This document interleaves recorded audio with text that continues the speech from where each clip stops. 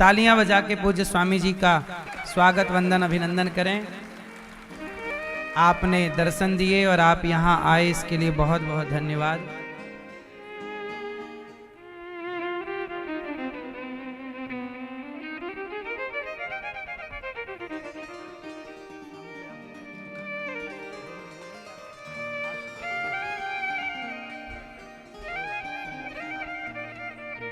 Smile अवश्य।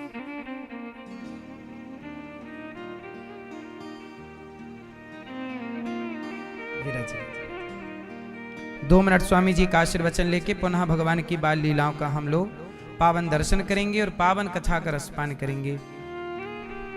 पूज्याचार्य जी। प्रातः स्मरामि हृदि संस्फुरदात्मतत्त्वं सच्चित् सुखम परमहंस गतिम तुरीयम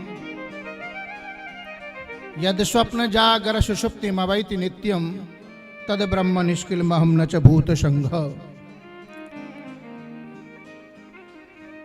परम पूज्य प्रातः स्मरणीय गुरुदेव, जिनका मैं कृपा पात्र अनंत श्री विभूषित जगत गुरु निम्बारकाचार्य श्री श्रीजी महाराज, जिनका मैं उच्चिष्ट पात्र हूँ।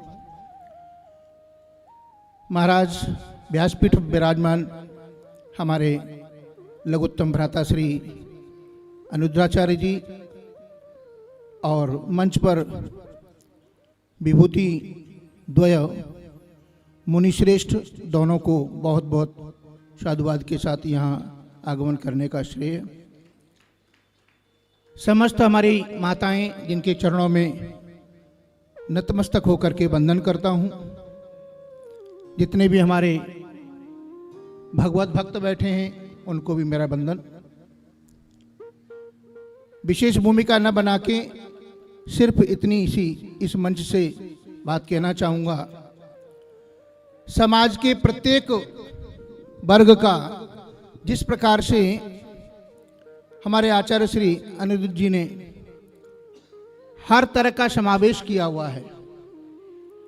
राष्ट्र में बहुत सारे साधु हैं, बहुत सारी हमारी पीठ और ज्ञानपीठ हैं, बहुत सारे संप्रदायों के बड़े बड़े प्रतिष्ठान हैं, लेकिन प्रश्नवाचक चिन्ह तब लगता है जब उनका जो कर्तव्य था सनातन को निरंतर वृद्धि को बढ़ाने के लिए, सनातन की ध्वजा को लहराने के लिए जो उनका दायित्व था वो कहीं च्युत हो गए। आज उस दायित्व को हमारे अनुद्राचार्य जी ने बिल्कुल अक्षरशः उसको स्वीकार करते हुए आचरण में भी रखा और व्यवहार में भी रखा, और आज ये वैभव माताओं की सेवा करके जो उन्होंने हासिल किया है, इस साधुवाद के योग्य है, ये साधुवाद के पात्र हैं।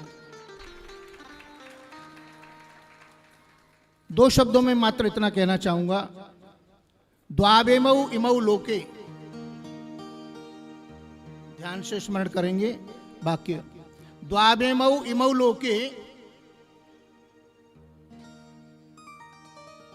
ऐसे 2 महापुरुष कौन कौन?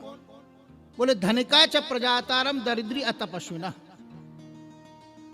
ऐसे 2 लोगों को संसार में जीने का कोई हक नहीं। कौन से?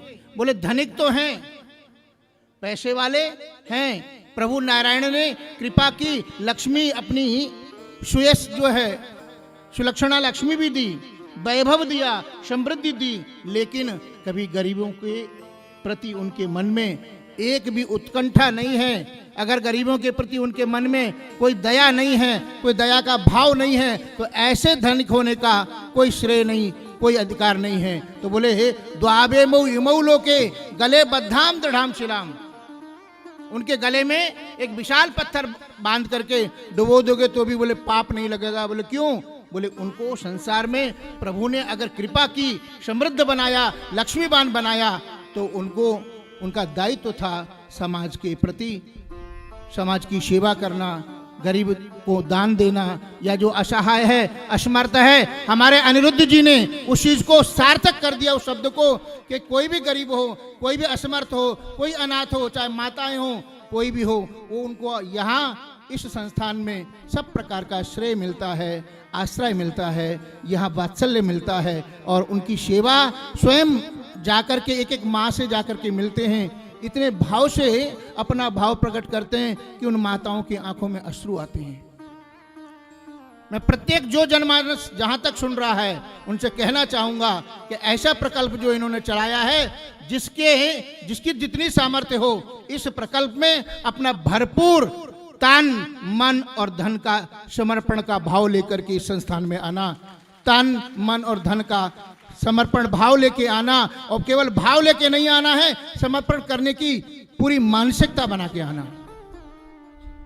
दरिद्री अतपशुना, ये है उतने शायद धनवान बाल्यकाल में नहीं रहे होंगे।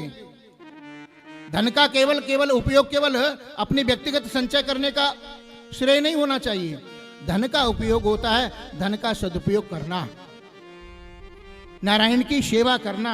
नारायण ने अगर कृपा की तो कृपा जन जन तक नर और नारायण का जो समावेश है, नारायण ने अगर कृपा की है तो नर की सेवा का अधिकार देने के लिए की है। तो ऐसी नर और नारायण की सेवा हमारे अनिरुद्धाचार्य जी निरंतर कर रहे हैं। मैं उनको बहुत बहुत आशीर्वाद दूंगा।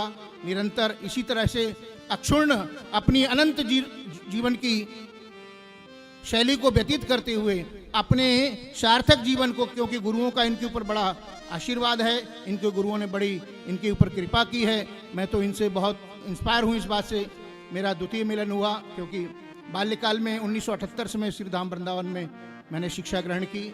उसके बाद वापस अपने निवास जन्म स्थान चला गया। आज भगवान की कृपा है, हम लोग राज परिवार से हैं। जो राजा लोग होते थे उनके कुलगुरु हैं। हमारी 1300 साल पुरानी गद्दी है जिसका मैं प्रतिनिधि हूँ।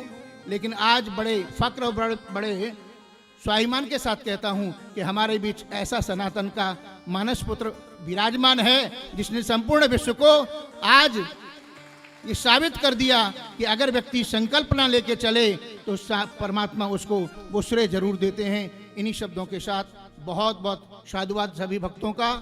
और पुनः आपसे बार बार आग्रह, जो भी जब भी यहाँ आए कुछ ना कुछ पत्र पुष्प इन माताओं की सेवा के लिए, इन इस प्रकल्प के लिए जो कुछ लेके आए निरंतर लेके आते रहना और निरंतर अपने जीवन को कल्याणमय बनाते रहना। इस तीर्थ का सेवन, माताओं की सेवा और गुरुजनों का आशीर्वाद, अगर ये तीनों आपको प्राप्त हो गए, आपका जीवन धन धन्य हो जाएगा।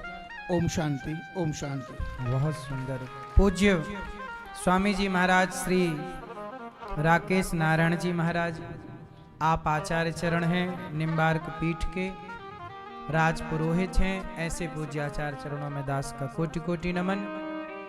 आपने यहाँ की सेवाओं को देखा, पूज्य मुनि जी ने भी यहाँ की सेवाओं को देखा और आप सब नित्य ही देख रहे हैं। जो भी यहाँ इन सेवाओं को देखता है वो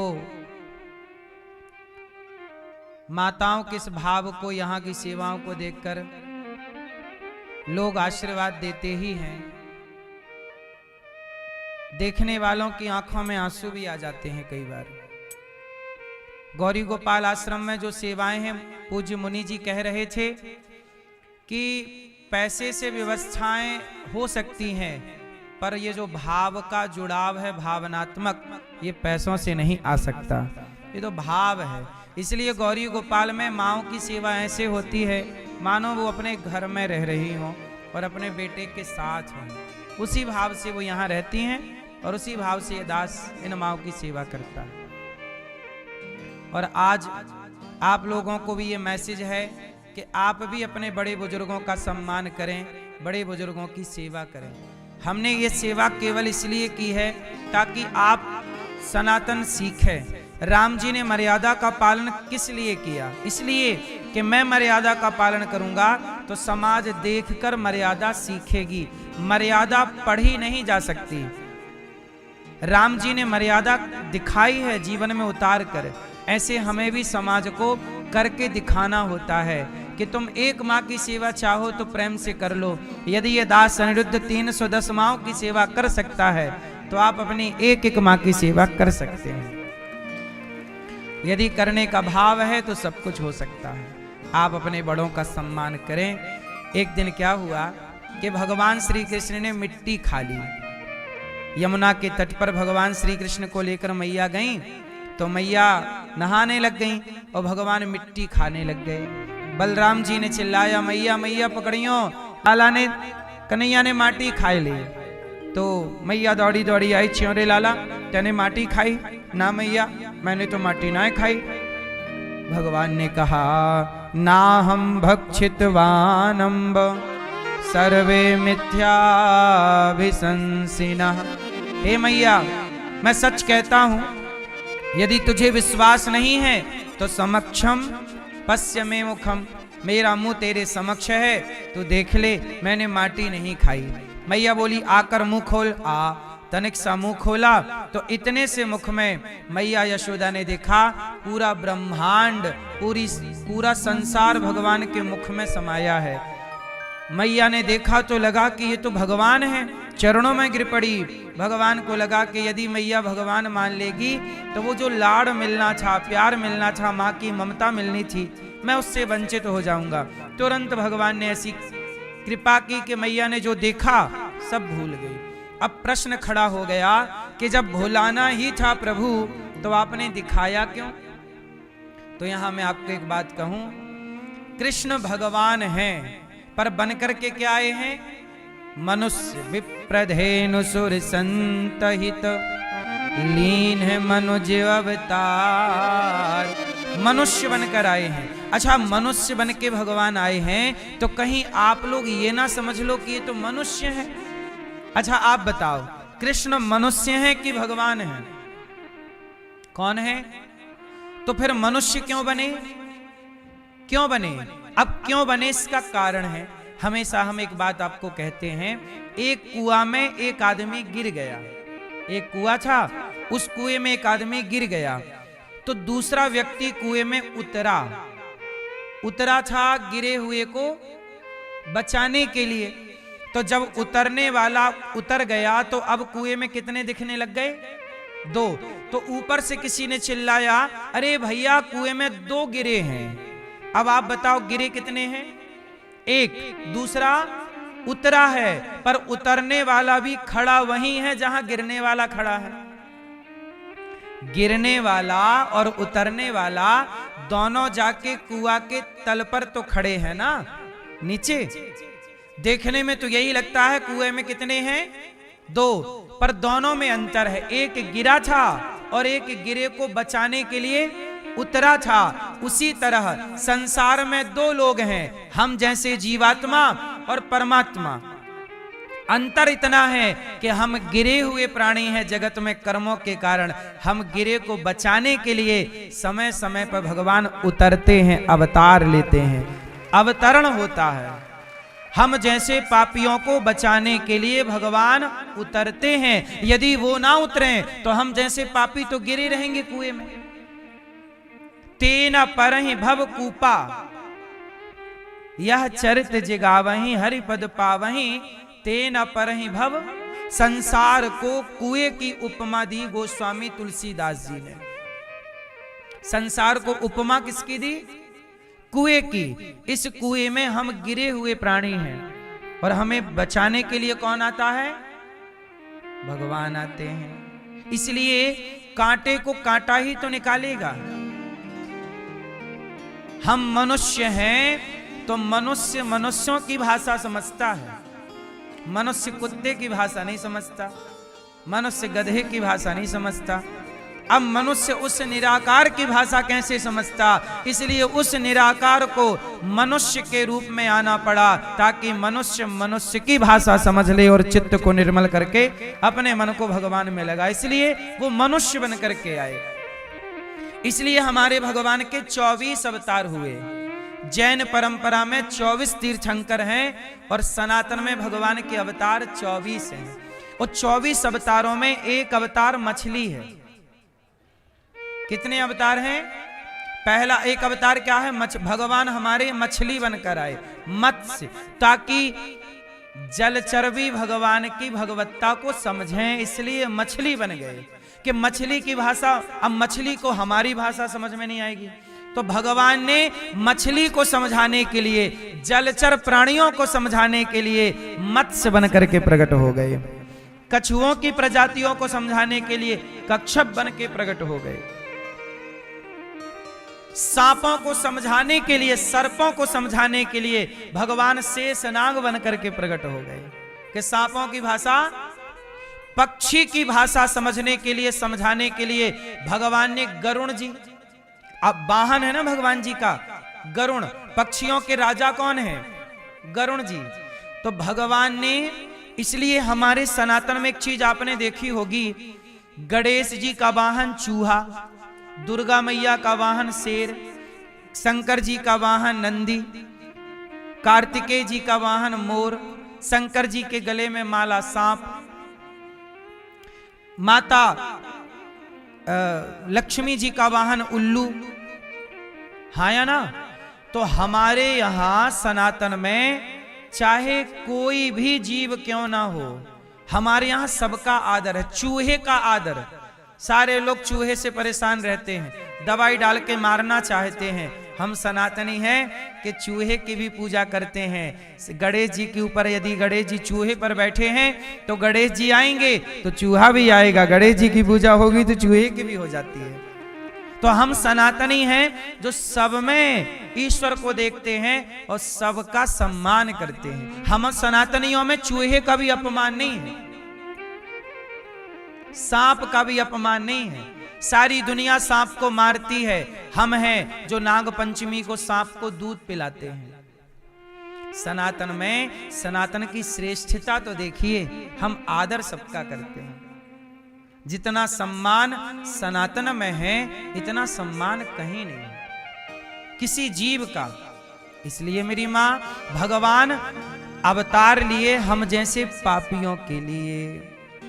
एक दिन राजा परीक्षित जी ने पूछा कि हे सुखदेव भगवान, हे गुरुदेव, ये बताएं कि भगवान ये बाल लीला कर रहे हैं, कभी माखन चुरा रहे हैं, गोपियों के घर जाते हैं, ग्वाल वालों के कंधे पे पांव रखते हैं, छींके पे मटकी पकड़ते हैं, लौंदा बनाते हैं और मक्खन श्री दामा को, मधुमंगल को, मनसुखा को खिलाते हैं और ये बच्चों के संग खेल कूद कर रहे हैं। क्यों? सुखदेव भगवान बोले कि ये भगवान का आनंद है। ये लीला कौन सी लीला है? आनंद की लीला है।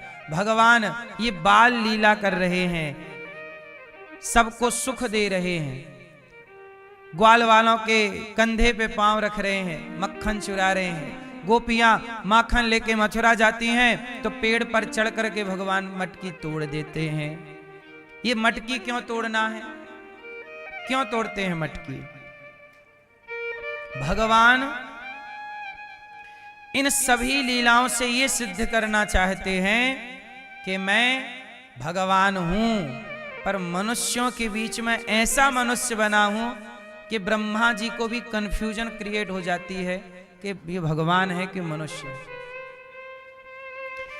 परीक्षित जी ने कहा, गुरुदेव ये यशोदा मैया ने कौन सा पुण्य किया है कि भगवान को गोद में खिलाने का परम सौभाग्य मिला है।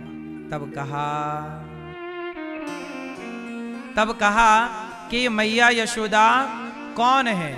मैया यशोदा पूर्व जन्म में एक धरा नाम की स्त्री हैं, जिन्होंने संतों की खूब सेवा की और इतनी सेवा की कि सेवा के बल पर जगत के पालनहार की खूब सुखी रही।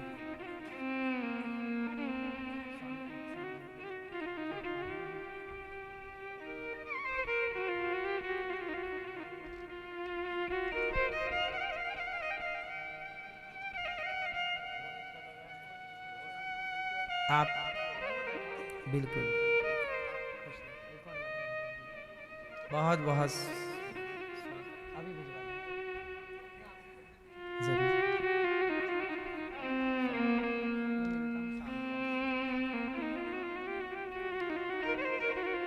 द्रोणो वसुनाम प्रवरो धरया सह भार्यया।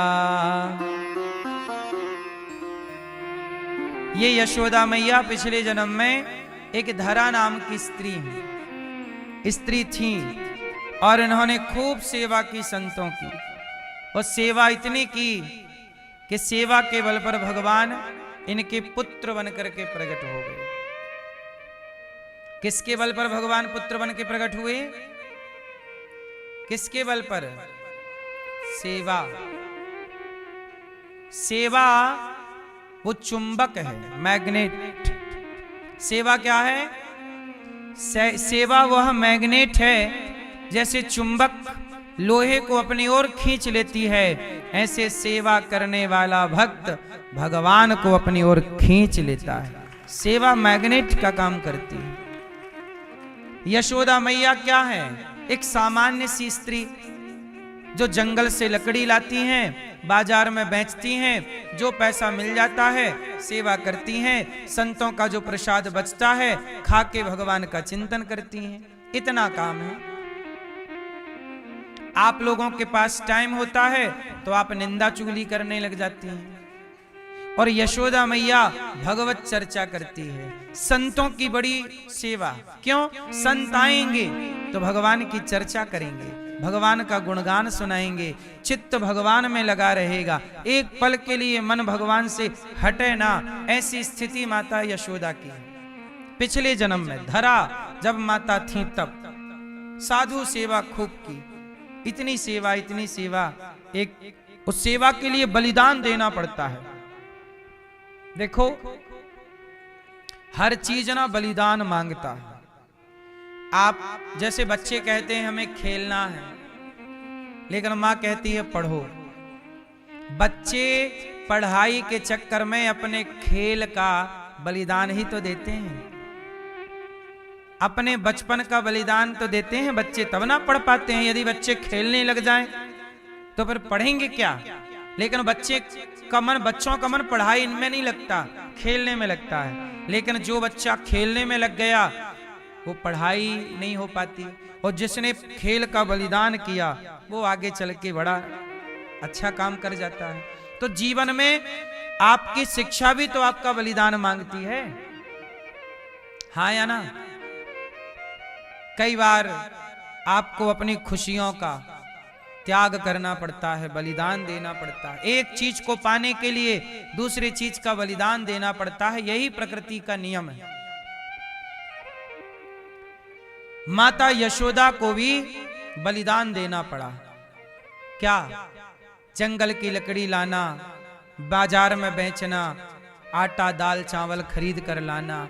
एक दिन संत आए, संतों को बड़े प्रेम से मैया ने दाल चावल सब्जी रोटी खीर पूड़ी बनाई, पवाया। संत पाके चले गए, और संत जब गए तो मैया ने खाया, संतों का बचा हुआ खाया और बर्तन धुल दिए।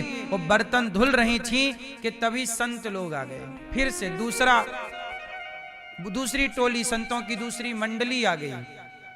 जत्था चलता है एक संतों का, फिर दूसरी मंडली आई। मैया यशोदा के द्वार पर आए साधु, मैया भिक्षाम देही, कुछ भिक्षा मिलेगी? मैया बोली आओ साधु जी आओ विराजो। अब मैया के घर में अन्न का दाना नहीं, और संत आ गए।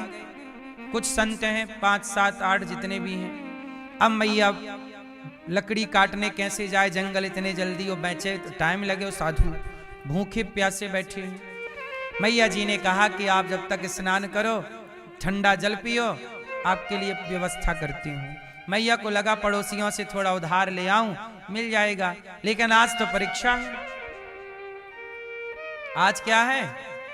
आज जो पड़ोसी दे दिया करते थे आज मना कर दिया, आज नहीं है, कुछ नहीं मिलेगा, तेरा तो धंधा है। मांगने चली आती है, आटा दे दो, दाल दे दो, चावल दे दो। कितना दे? सबने मना कर दिया, कोई नहीं देने को तैयार। एक सेठ जी के पास उधार मांगने चली गई मैया। सुनो सेठ जी, हमें कुछ उधार पैसे दे दो, 15 दिन में आपके चुका दूंगी ब्याज सहित। सेठ जी बोले हम तेरे पे कैसे भरोसा करें, खा के भाग गई तो? नहीं नहीं महाराज, कहाँ जाऊंगी, जंगल की लकड़ी बेच के चुकाऊंगी, सब्र रखो। सेठ जी ने कहा मैं ऐसे नहीं दूंगा, कुछ गिरवी रखो। क्या रखें गिरवी? कुछ है ही नहीं, सब बेच दिया। कुछ होता तो बेच के ना संत सेवा कर लेती। अब देखो परीक्षा चालू हो गई। वो व्यक्ति बोला कि मैं आपको उधार तो दूंगा पर बदले में कुछ देना पड़ेगा। धरा माता ने कहा क्या दूं? उसने कहा तुम हो बड़ी सुंदर, यदि तुम अपने स्तन हमें दे दो तो हम तुम्हें पैसा दे देंगे। मतलब माता धरा से वह स्तन की कामना करने लगा। मतलब उस आदमी का की नियत खराब हो गई। माता धरा बड़ी सुंदर थी, जवान थी। बोला कि तुम हमारी बात मानो तो हम पैसे दे देंगे। अब माता धरा धर्म संकट में पड़ गई। एक तरफ साधु सेवा है, दूसरी तरफ ये मेरा चरित्र मांग रहा है। पर मांग क्या रहा है? मांस का टुकड़ा। माता धरा ने कहा, ये शरीर का क्या प्यार करना, ये शरीर तो आज है कल रहेगा ही नहीं। ये मांस का टुकड़ा, यदि इसे मांस की भूख है तो इसे दे दी जाए। धरा माँ ने कहा, तुझे मेरे स्तन चाहिए? हाँ। माता धरा ने अपने स्तनों को काट करके चाकू से, तुझे स्तन चाहिए, ये ले, काट करके स्तनों को चाकू से और उसके हाथ में दे दिया, ये ले। हमारे द्वार पर साधु खड़े हैं। अब जरा सोचो कि आपको तनिक कांटा लग जाए तो कितना दर्द होता है। और माता ने छाती पे चाकू चला दी, अपने हाथ से चला दी और काट दिए स्तनों को, दे दिए, ये ले। साधु जी भूखे ना चले जाएं बस। देखो, सेवा यदि बलिदान मांगे तो देना पड़ेगा। कई बार आप अपने लक्ष्य पर चलते तो हो, पर वह लक्ष्य जब आपसे बलिदान मांगता है तो आप पीछे हट जाते हो। आप लोग कहने लगते हो, यार बड़ी परीक्षा देनी पड़ती है। भगवान परीक्षा लेते हैं। याद रखो, परीक्षा होगी तो परिणाम भी तो अच्छा होगा। 10वीं में परीक्षा ही ना हो तो आप 11वीं में कैसे जाओगे?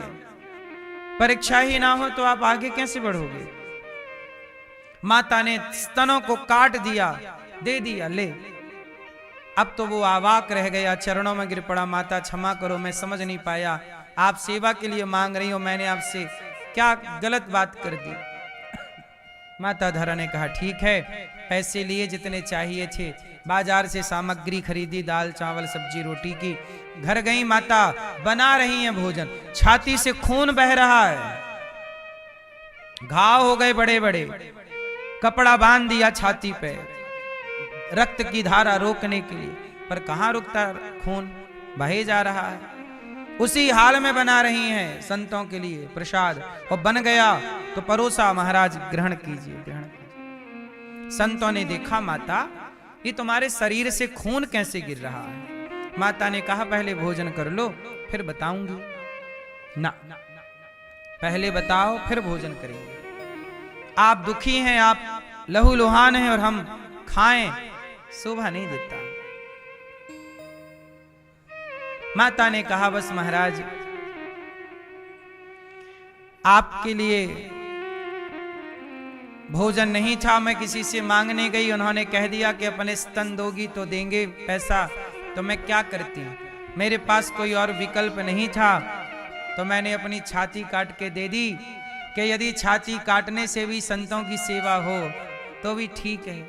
भाई आप साधु हैं, भूखे लौट जाते तो भगवान रूठ जाते कि तेरे द्वार से साधु लौट गया, और साधु भगवान का स्वरूप है। और माता धरा ने जब कहा कि संत सेवा के लिए मैंने अपने स्तन काट दिए महाराज, तब वो साधु के रूप में कोई और नहीं थे, आज भगवान ही था।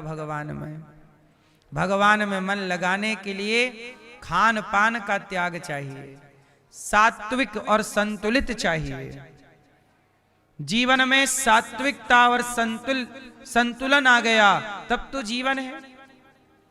यदि आपके जीवन में संतुलन नहीं है, बैलेंस नहीं है संतुलन का, तो क्या जीवन है?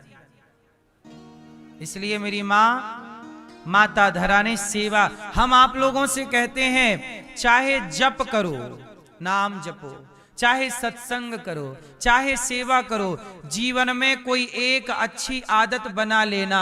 जैसे शराबी ने शराब पीने की आदत बना ली है, वो कहीं भी रहेगा शराब जरूर पिएगा। यदि शराबी की एक आदत बन गई है, यदि शराबी की एक बुरी आदत बन गई, तो आपकी भी एक अच्छी आदत होनी चाहिए, जिस आदत को आप बिल्कुल आदत बना लें और उसके बिना फिर रहे ना।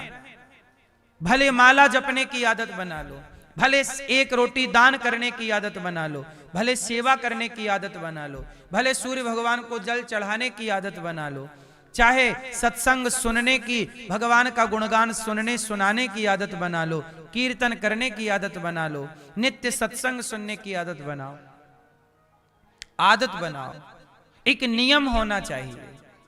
जिसके जीवन में नियम नहीं है ना, वो जीवन नहीं है।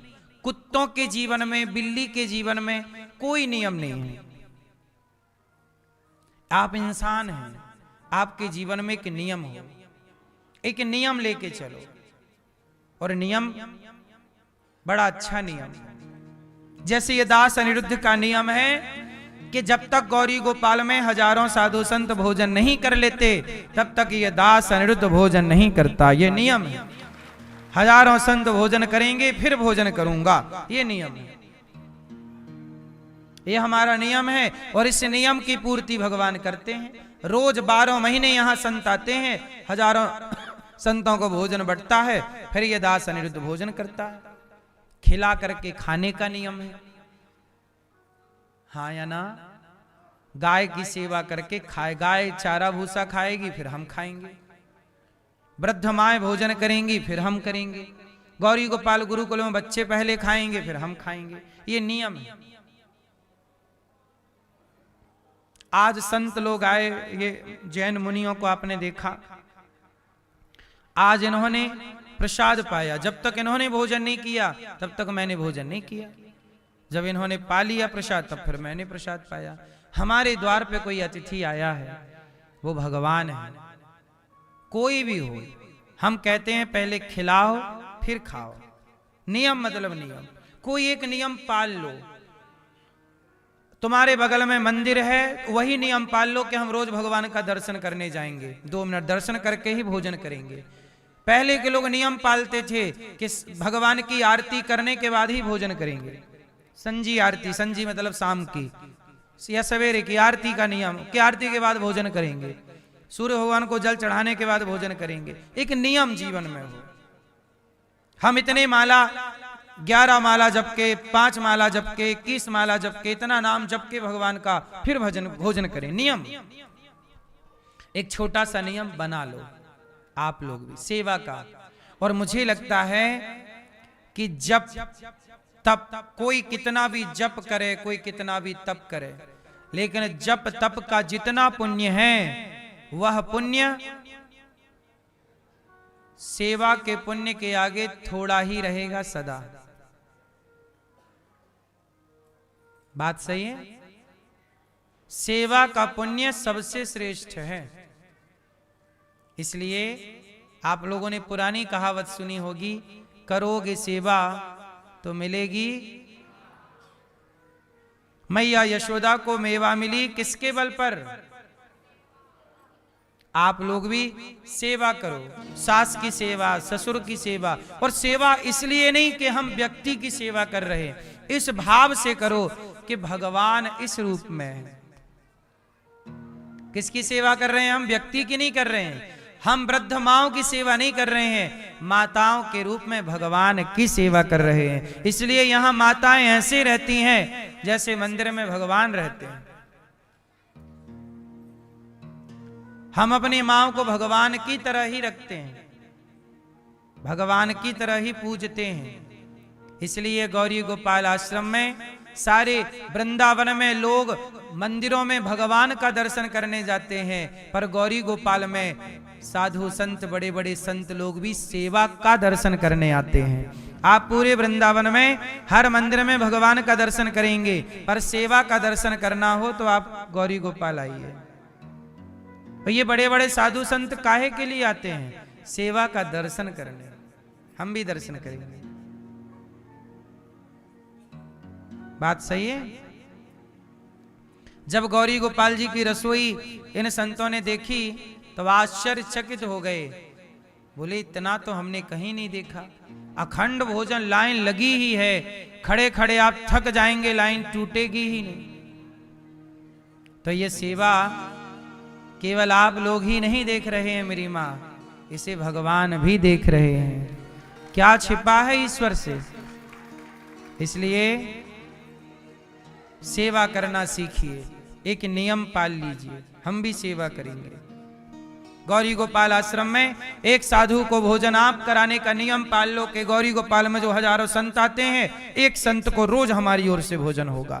यहाँ वृद्ध माँ एक माँ हमारी ओर से नित्य भोजन करेगी। यहाँ का गुरुकुल का बच्चा एक बच्चा हमारी ओर से, और एक गैया का चारा भूसा हम। ये सेवा पाल लो। एक दिन भगवान ने साड़ी पकड़ ली। मैया भगवान ने एकदा गृहदासीसु यशोदानंद गेहनी कर्मांतर नियुक्तासु निर्ममंथ स्वयं दधी। एक दिन मैया दही मंथन कर रही थी। भगवान जाग गए। मैया मैया दूध पिला दे। मैया बोली कि लाला तेरे लिए मक्खन निकाल रही हूं। ना ना ना ना, दूध दूध पीना। अब भगवान मचल गए, नहीं मैया दूध पीना। मैया बोली नहीं नहीं, मक्खन खाओ, ताजा ताजा। नहीं नहीं, दूध। बैठ यहां मैया। अब मैया खड़ी है, वो मछानी लेके मथ रही थी दूध दही को। मछानी पकड़ ली भगवान ने, छोटे छोटे हाथ मछानी पकड़ ली। अब मैया मछानी चलाएगी तो उंगलियां मुड़ जाएंगी। मैया ने वहीं रोक दी मछानी, दही मंथन, और बैठ गई। लाला तू कितना जिद्दी है ना, तेरे लिए ताजा मक्खन निकाल रही हूं। मैया मुझको मक्खन ना चाहिए, मक्खन में स्वाद नहीं है, फिर दूध पीना। अब मैया बैठ गई, पयोधर निकाले, भगवान ने दूध पीना स्टार्ट कर दिया।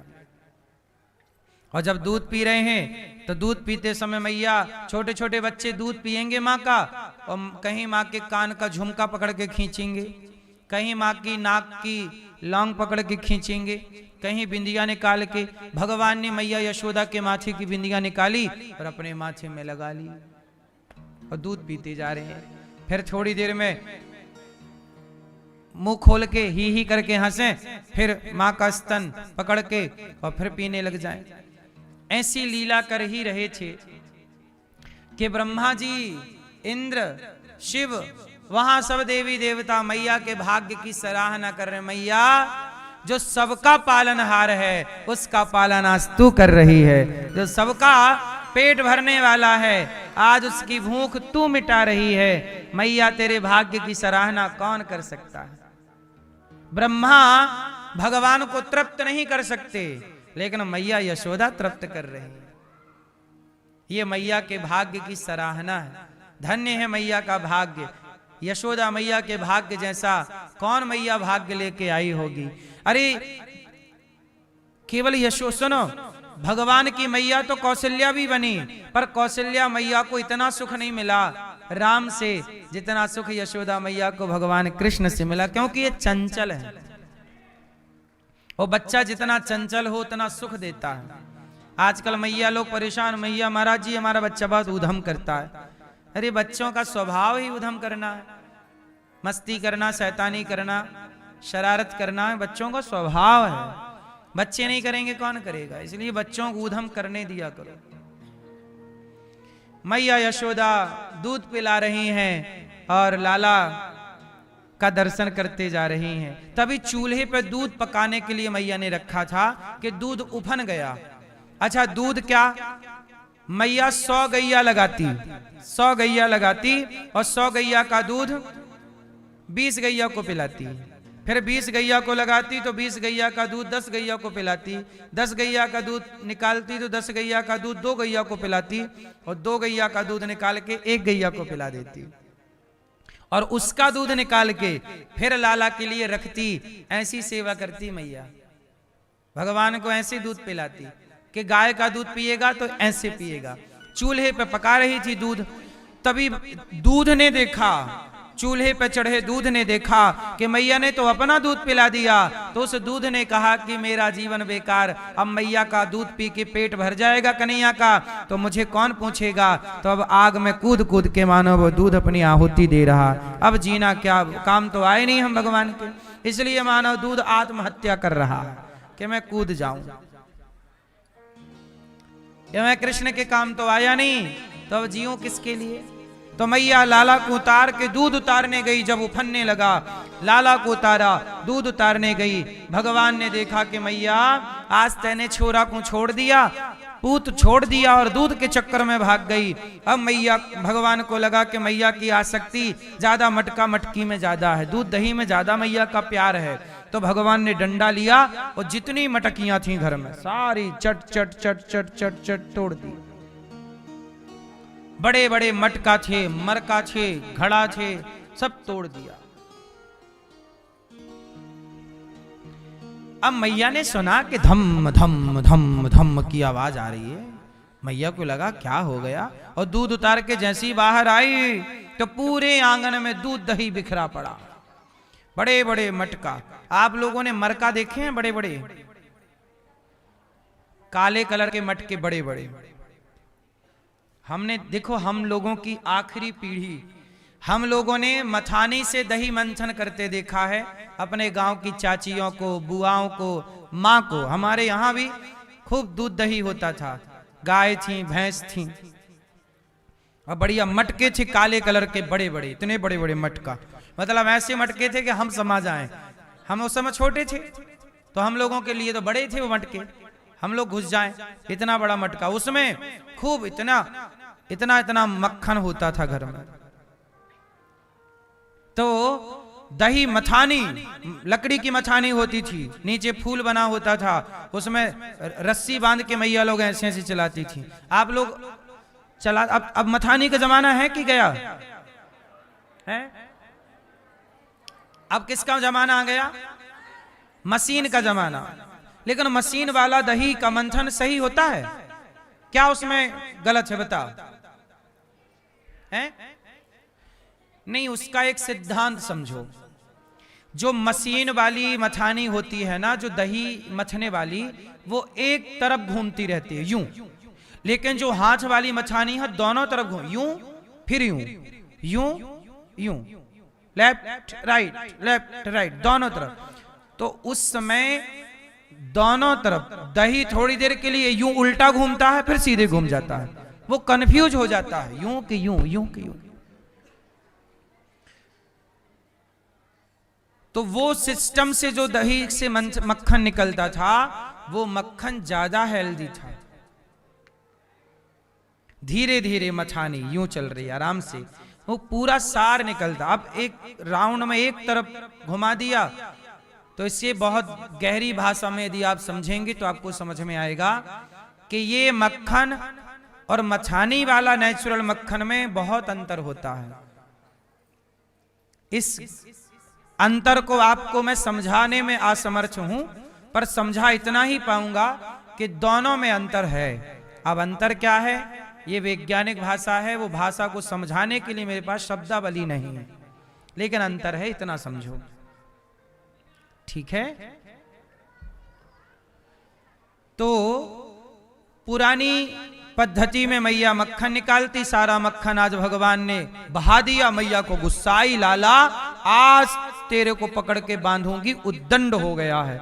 अब भगवान छोटे छोटे पांव, छम छम पायल बाजे और भगवान भागे। मैया ने डंडा ले लिया, आज लाला तो कुछ छोड़ूंगी ना। अब आगे आगे भगवान, पीछे पीछे मैया। अब भगवान इस कमरे में जाके छिप जाएं, फिर उस कमरे में भागे तो पायल बजे, तो भगवान एक मटके में जाके छिप गए, और मटके में जाके छिपे तो मटके ही टूट गया, और टूटा तो भगवान पकड़े गए, और पकड़े गए तो मैया ने पकड़ा कान, चल, और ले गई, ऊखल से बांध दिया। और जब बांधने लग गई तो 2 अंगुल रस्सी मैया यशोदा भगवान को बांध रही है, और जब बांधने लग गई तो कितने अंगुल रस्सी कम पड़ गई? कितने अंगुल मेरी माँ? 2 अंगुल रस्सी कम। ये 2 अंगुल की कमी क्या है? अहमता। और जब तक आप अपना अभिमान नहीं छोड़ते, तब तक भगवान आपके बंधन में नहीं बंधते। क्या छोड़ना पड़ेगा मेरी माँ?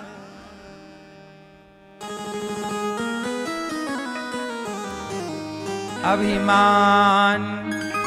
आप में से किस किस को अभिमान है? मैया। ओ पंचायती मैया, अभिमान है। यशोदा मैया बांध रही हैं, आप लोग भी भगवान को बांध सकते हैं, पर शर्त है, क्या छोड़ना पड़ेगा? अभिमान, मैं हूं। अच्छा ये बताओ, आप हैं कि भगवान है? आप हैं? आप नहीं कहते मैंने ये किया, मैंने वो किया। सुनो, जब तक मैं है, जब तक मैं हूं तब तक वो नहीं है, और वो है तो मैं नहीं हूं। या मैं रहूंगा या वो रहेंगे, दोनों नहीं रह सकते। जब मैं था तब हरि नहीं, अब हरि है मैं नाए। प्रेम गली अति साकरी, जामे दो ना समाए।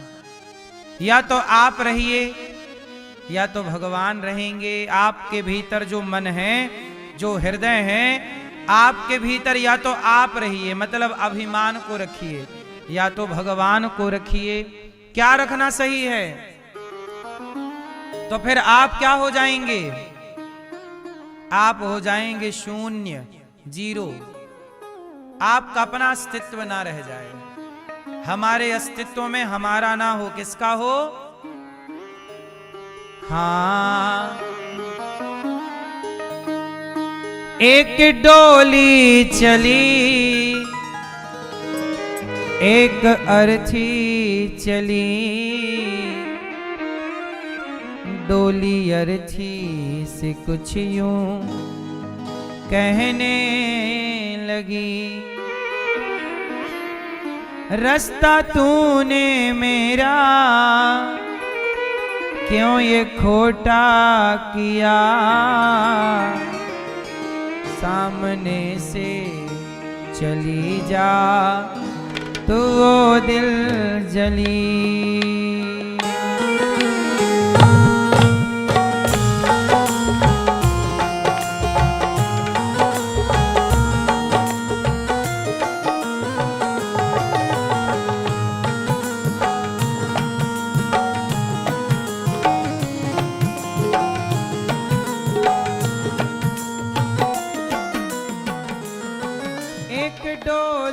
चली एक अर्थी चली, एक डोली चली एक अर्थी चली, डोली अर्थी से कुछ यूं कहने लगी, डोली अर्थी से कुछ यूं कहने लगी, रास्ता तूने मेरा क्यों ये खोटा किया, रास्ता तूने मेरा क्यों खोटा किया, सामने से चली जा तो दिल जली, सामने से चली जा तो दिल जली। एक डोली और एक अर्थी, मतलब ये भजन जो है वो ये कहना चाहता है, मैया आप लोग बैठ जाओ और केवल सुनो। ये भजन में भी आप नाचने खड़ी हो गई।